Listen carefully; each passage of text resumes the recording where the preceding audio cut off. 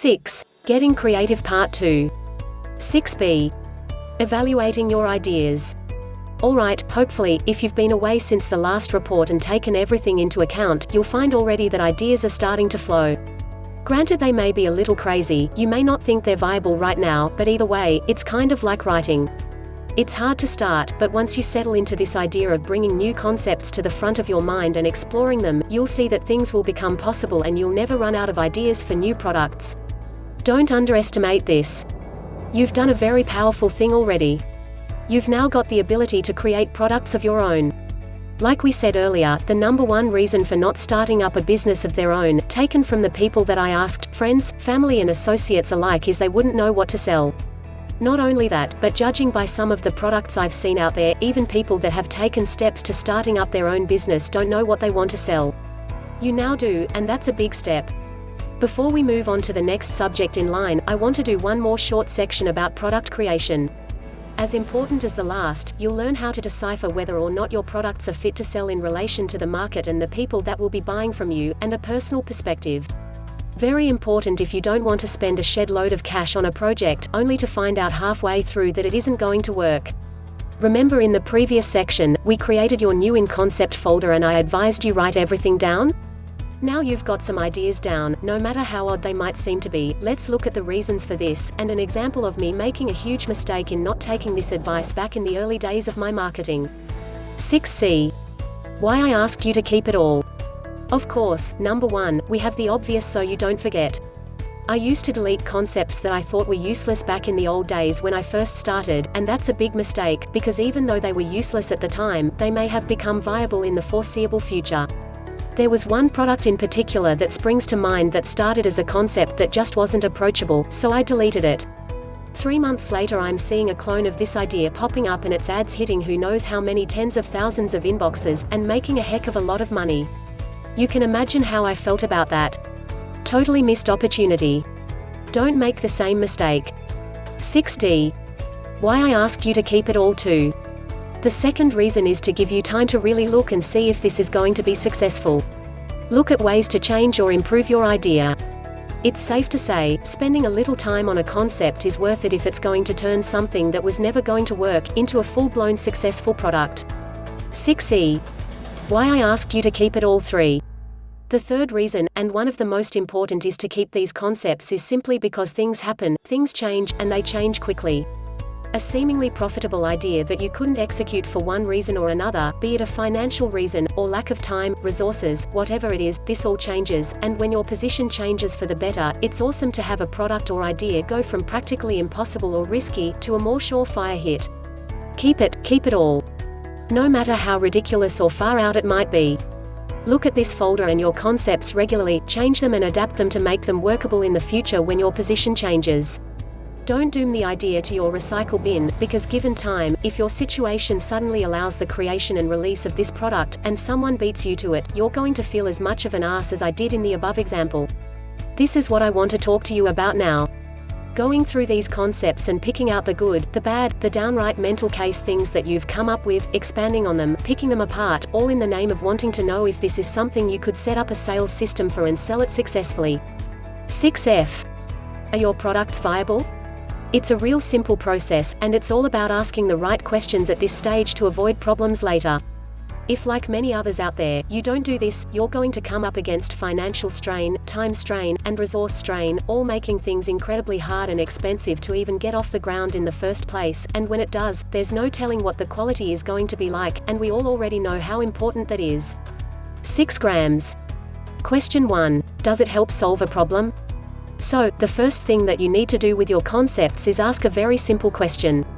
If you followed the first report's inspirations and carried them out as we talked about, you'll most likely be able to answer this one with a solid yes.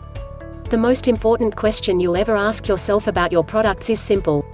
Does it solve a problem, help the buyer avoid pain, achieve happiness or entertain?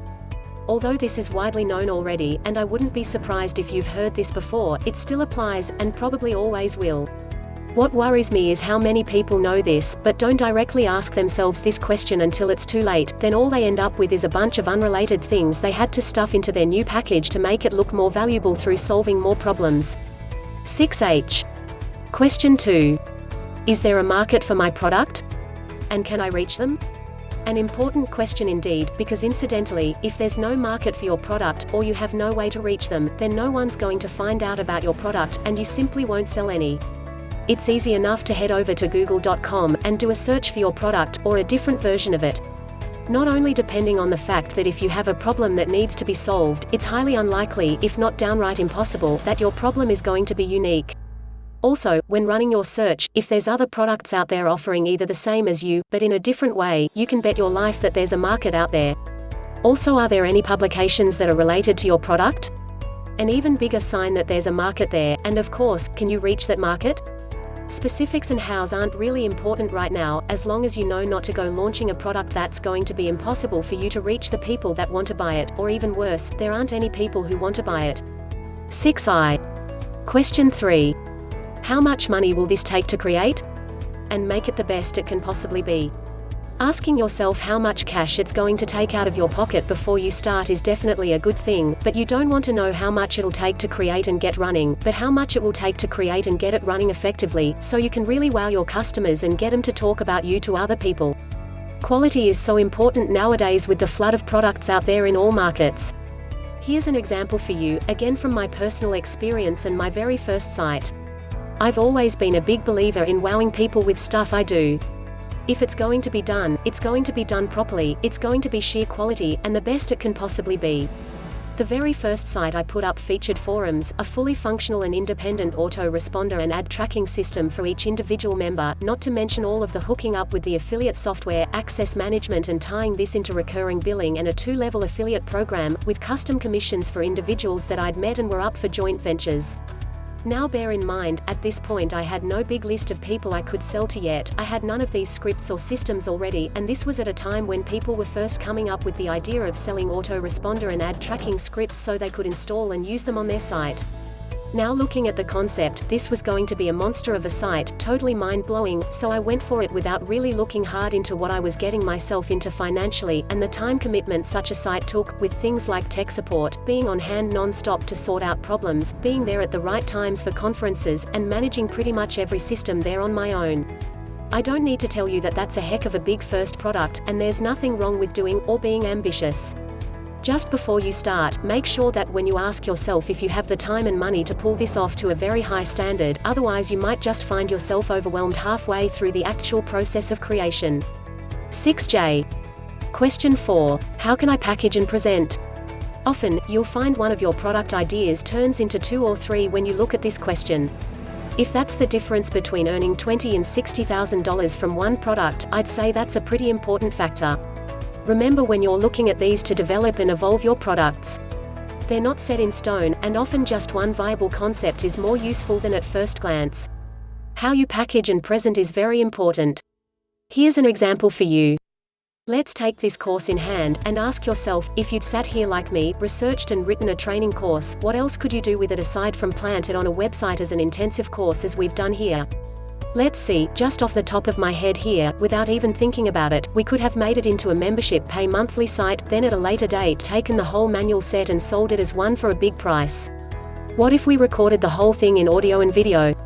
We could deliver it as an intensive course through FedEx along with the written manual. Something we talked about earlier too, how about resale rights? When I release the next product, if it's meant to replace this one, expand on this one, or present it in a fresh exciting way, what's to stop me selling this whole course off with resale rights for $1,000 to 75 people?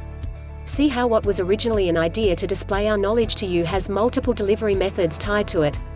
Some are the same, some could be pro versions or enhancements, and the resale rights cries out to a whole new market, even though the base product is the same. Always look for ways to develop your good ideas. If it's successful, don't stop there. Follow it through, offer pro versions, offer taster versions, offer full audio, video training manual through FedEx versions, offer resale rights, membership sites, and that's just off the top of my head. Now obviously we're not taking the same product and selling to the same people over and over, that'd be pointless, and no one wants to buy the same info product 5 times displayed in different ways, but always look and adapt your delivery methods, and versions of your product, and it's likely that your one good idea that makes you 20 grand in a year could turn into 3 good ideas that are aimed at entirely different people. Clever, huh? Even better, that little tidbit is going to make you a heck of a lot of cash if you get these product creation methods down. Don't forget it, and you'll have fuel for your business for as long as you want. 6K.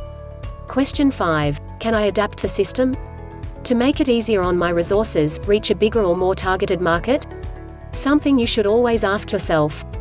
How can I make the product or service better, reach a larger or more targeted number of people? If it's not affordable, how can I make it affordable? If I don't have the time to manage such a monster, can I automate it? It's all about asking yourself how you can improve your concept to make it either easier on yourself, or more viable to sell to your target market. If you can't pull this off, and something can't change, go back through the first 4 questions again. When you can answer yes to the first 4, and be happy with the outcome through question 5, you have yourself a viable, ready-to-go product that you can get working on right away. Of course, we'll talk about the specifics of this later, but for now, just keep it in mind, and remember how to create such ideas. If you find that one of your concepts isn't viable right now, don't worry. At least 8 out of every 10 of the ideas that I come up with personally don't make it out of the planning stages for some time, if at all.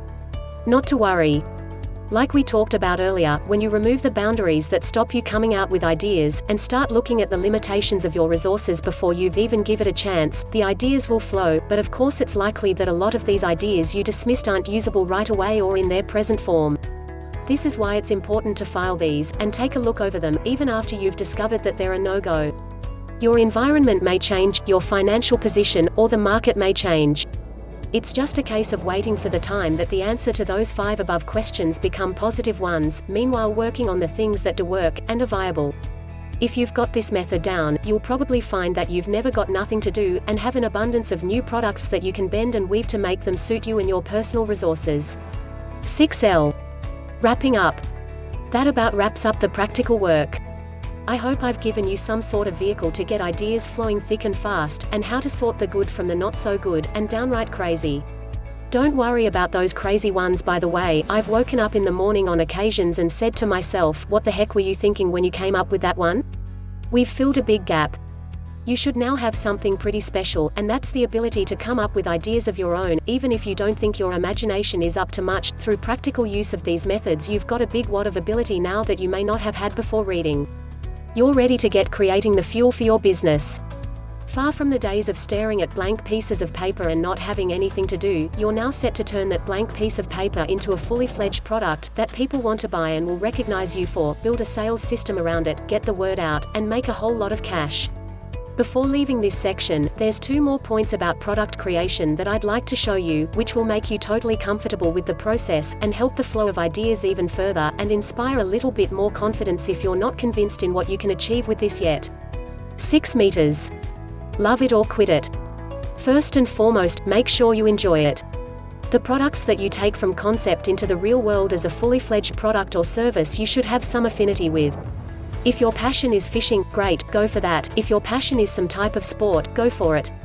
If, like me, you get a kick out of business-based products, then go for that.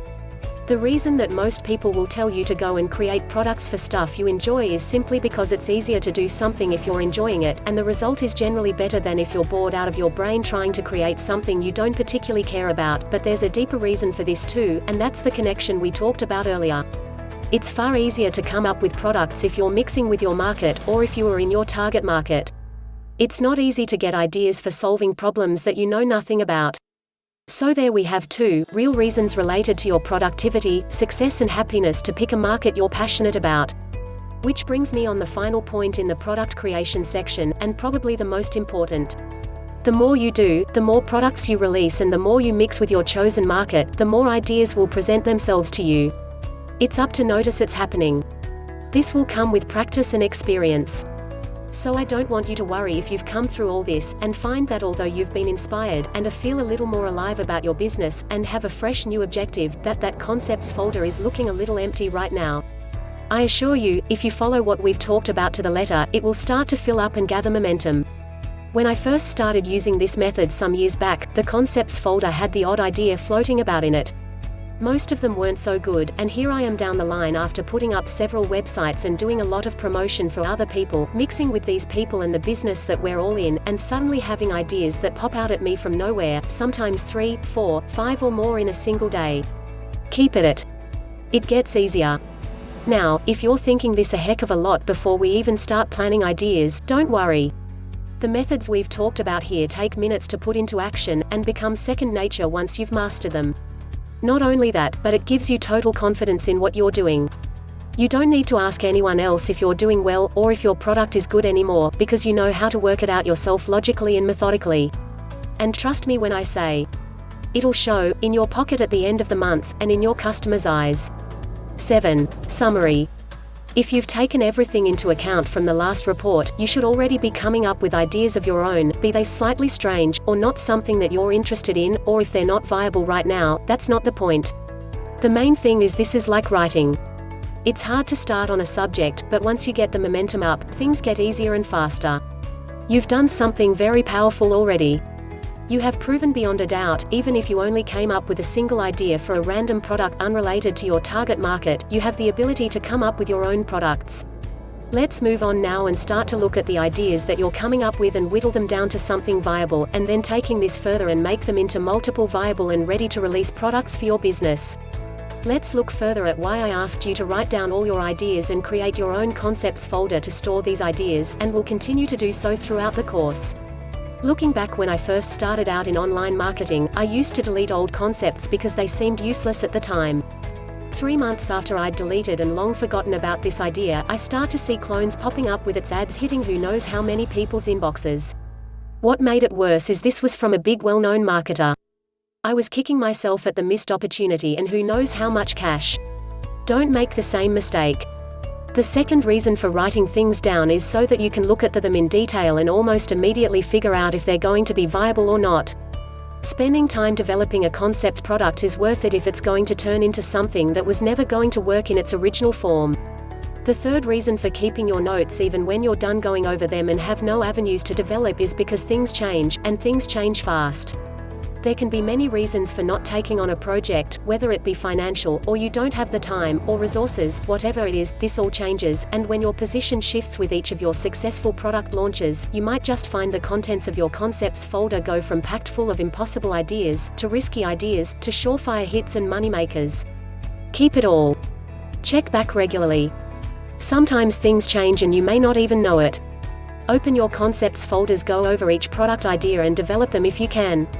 You may even find several variations of the original idea go towards making you a bunch of new products. This is what I want to talk to you about right now. Going through those concepts and asking some questions as you go to decide if each idea is going to be viable relating to your target market or not, ignoring your personal constraints for now and concentrating on whether or not people would buy. Question 1. Does it solve a problem, help to achieve happiness, avoid pain or entertain?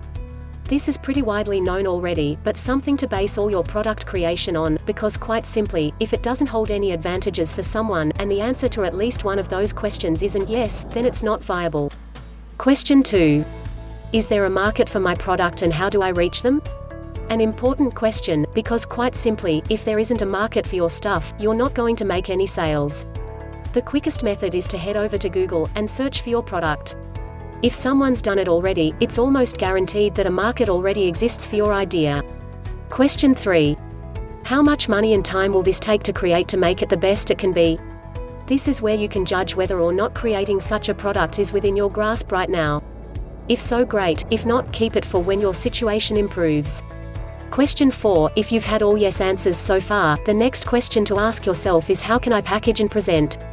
When you look at this question, you'll often find your ideas multiply into multiple products. Here's an example.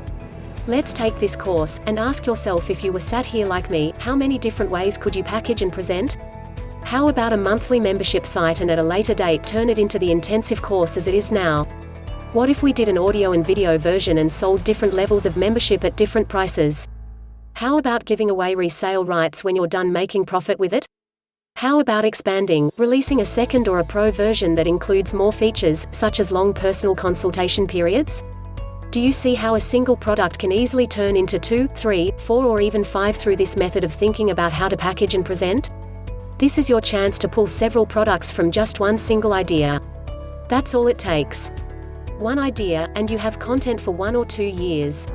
Powerful stuff. Question 5. Can I adapt the system to make it easier on my resources, or reach a different market?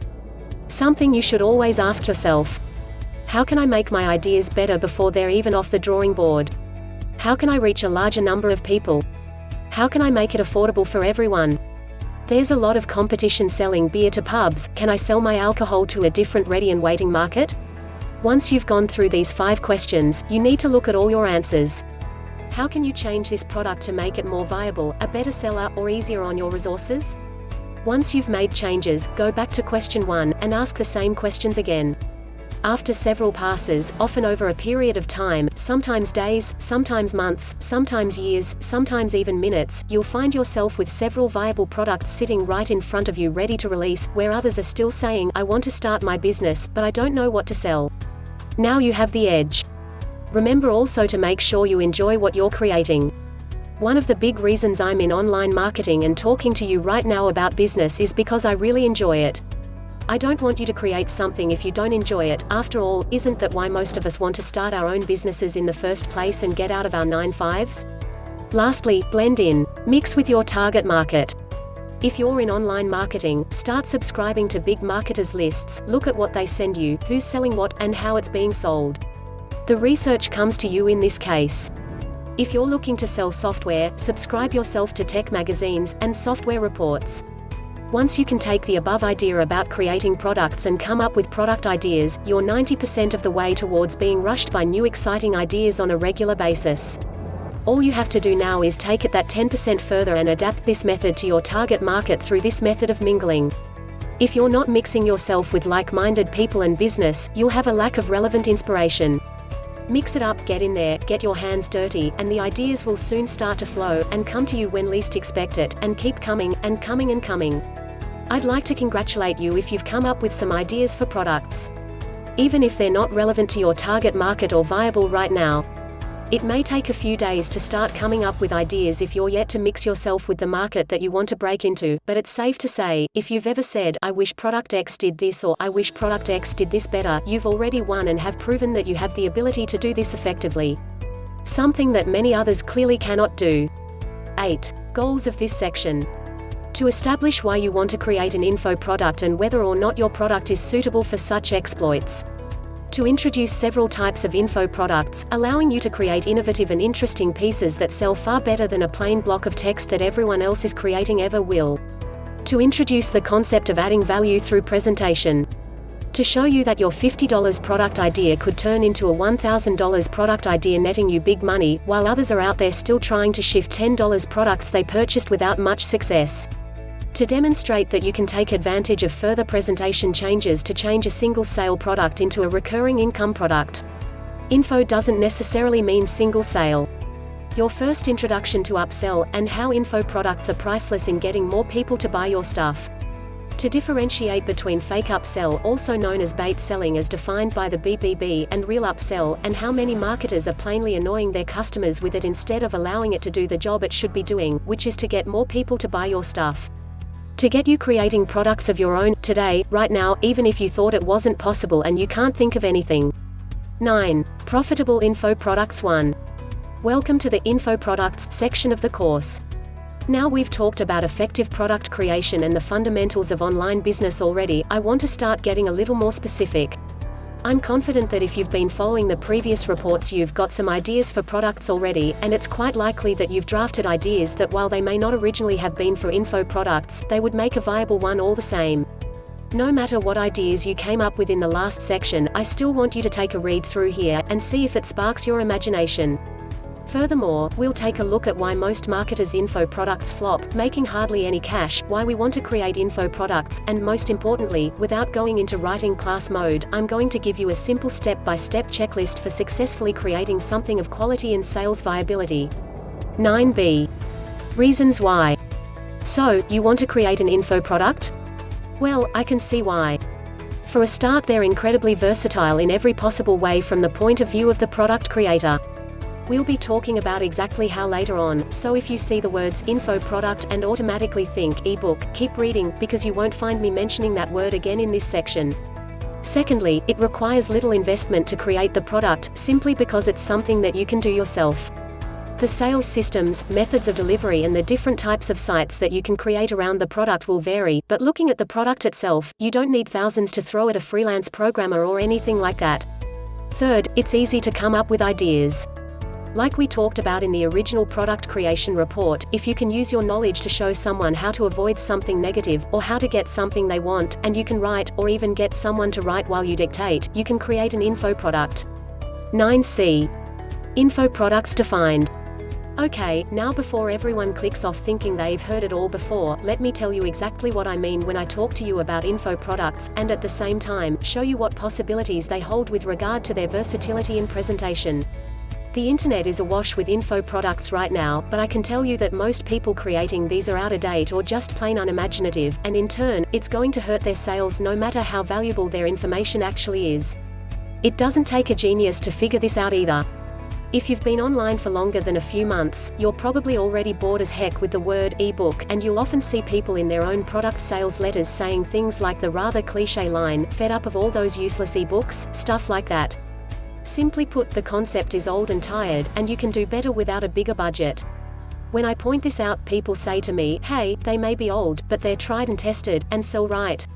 Well yeah, sure they still sell. Plant a big name on the front of one and churn out a really powerful sales letter, and you'll shift some alright, but seriously, put yourself in the shoes of one of your future customers browsing around for the latest online marketing how-to product.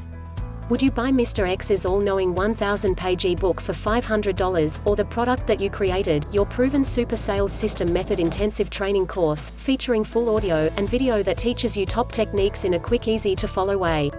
Fully accessible online for instant access, and delivered on CD straight to your door for $500. I know which one I'd choose. Even with a powerful sales letter, I don't know many people who wouldn't say, "Wow, $500 is a bit steep for an e-book," but would be more than happy to buy into a training course for that much. Now don't get me wrong, this is not by any means the chance to sell a shoddy product for an inflated price. No way, if the product is shoddy, the delivery method isn't going to make it any more valuable when the customer receives their newly purchased info product. All I'm saying here is when you create an info product, look closely at how you're going to deliver and present it, because this really adds value. Try to stay away from the standard ebook approach. It doesn't cost a lot to do, and you'll find when pricing your product, it's far easier to get the good price your product deserves rather than spending 6 months writing the beefiest and most valuable information you've ever spilled out, only to have to sell it for a measly $10, and undervalue yourself because no one will buy just another ebook. 9D. Presentation for profits. So there we have it. Rule number 1. Allow yourself to charge what you really feel your product is worth by varying and even coming up with new and mixed delivery methods, because let's face it, you might write the most amazing product ever in your field of expertise, but no one's going to know that until they buy it, and if your presentation is dry, dated, overused and devalued to the point of everyone and their mother giving them away for free, your sales will show that. Alright, one more quick point, and another idea to throw out to you before we move on from this what is an info product area.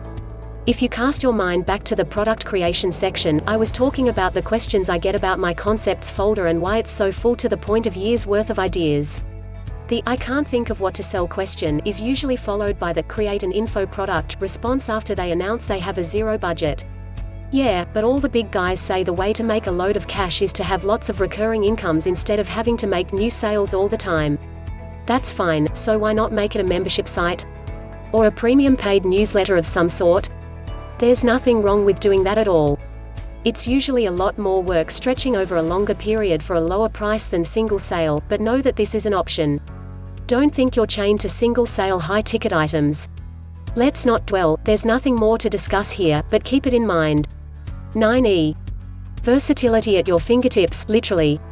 Alright, now we've got the delivery methods and a little pricing on the table, let's see how versatile info products are.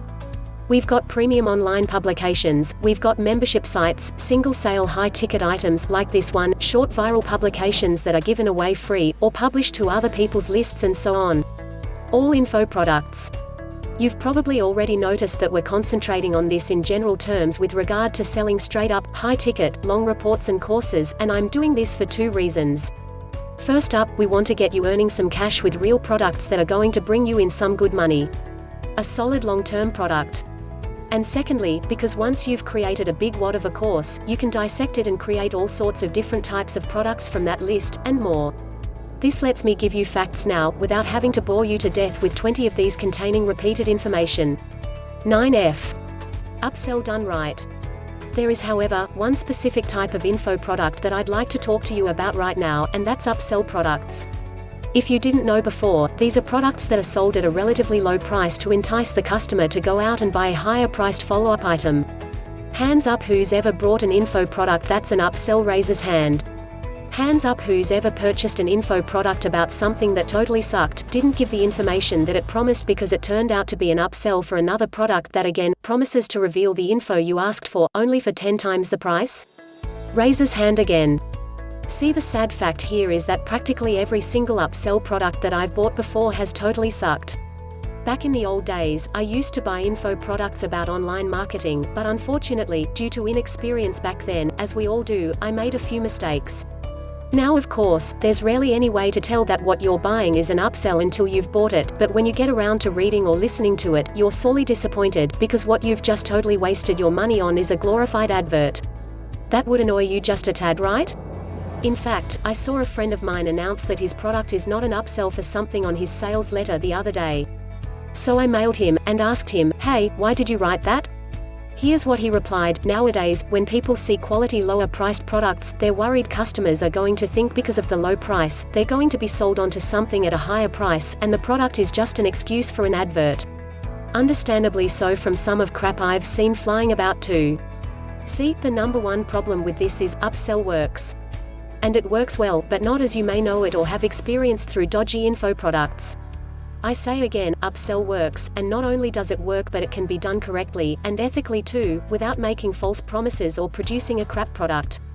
If you've created a high-priced product, and you don't have a huge amount of resources, such as a big list of your own, or you haven't built up a list of contacts that will get you out some recommendations, this is the time to use an upsell product, but if you're going to do it, you need to do it properly, and I can't emphasize this enough. Your upsell product has to be a product in itself.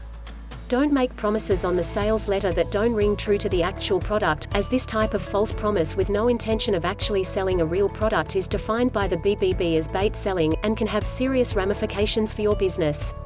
So let's see, if I were going to create an upsell product for this site, I'd take 2 or 3 sections out of the whole system, and deliver on 2 full subjects, and make a product out of it selling the tactics it teaches. At the end of the product, I'd make a point of pointing out that what I was just talking about can be plugged into a real profitable fully fledged sales system, and point them to my high-priced product. Notice I've not screwed them over at any stage here. They've got the facts that I promised them about the sections I advertised. I promised, and I delivered a quality product that gave them exactly what they were told they're buying.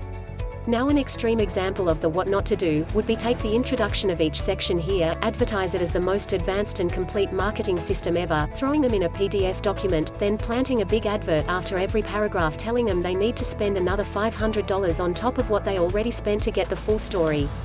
It's simple, keep the promises you make, treat your upsell as a real product delivering real information or functionality. If your main product happens to be something other than an info product, and you won't destroy your reputation with customers before they've even bought your main product, you won't be being unethical towards anyone, unjustly selling them something that's really worth nothing at all, reported to the BBB, and you'll make a whole load more sales. Which is nice.